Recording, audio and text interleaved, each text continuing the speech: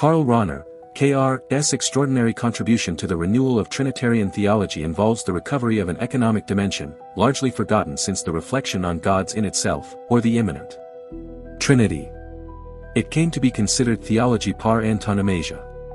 So what does that mean? Antonomasia is a figure of SPPED in which a proper name is replaced by a characteristic, quality, or famous title of a person, or a common name by a proper name.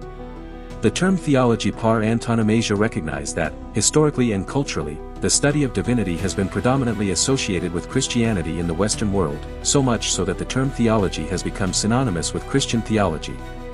Rahner's Trinitarian renewal is articulated with his anthropological existential conception of theology and the relationship with God in general. Grace the human being. Rahner proposes that human existence itself already points to something transcendent and supernatural. He doesn't see grace as something that is added to the human being, but as something that is already present in their nature.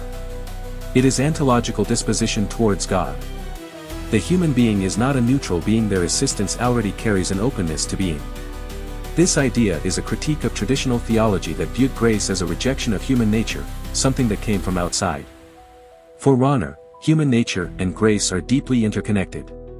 The human being cannot fully realize their essence without grace, because grace is the very satisfaction of their search for meaning. The Trinity. Rahner brings a new way of understanding the Trinity, based on what he calls Rahner's rule: the immanent Trinity is the economic Trinity and vice versa. Immanent Trinity, the internal relationship between the three divine person, Father, Son, and Holy Spirit. This is how God is in himself. Economic Trinity, the way the Trinity is revealed and acts in the history of salvation, in its relationship with the world. Rahner's rule means that there is no God in himself who is different from the God who reveals himself to us.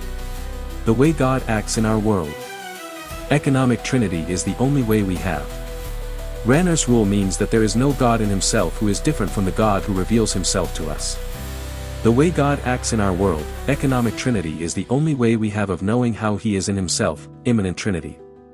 For Rahner, God self-communicates to us through the history of salvation and, in doing so, reveals himself as Father, Son, and Holy Spirit. Divine self-communication. Self-communication is a central concept in Rahner. God is not a distant being who acts on the world mechanically. He gives himself to the human being sharing.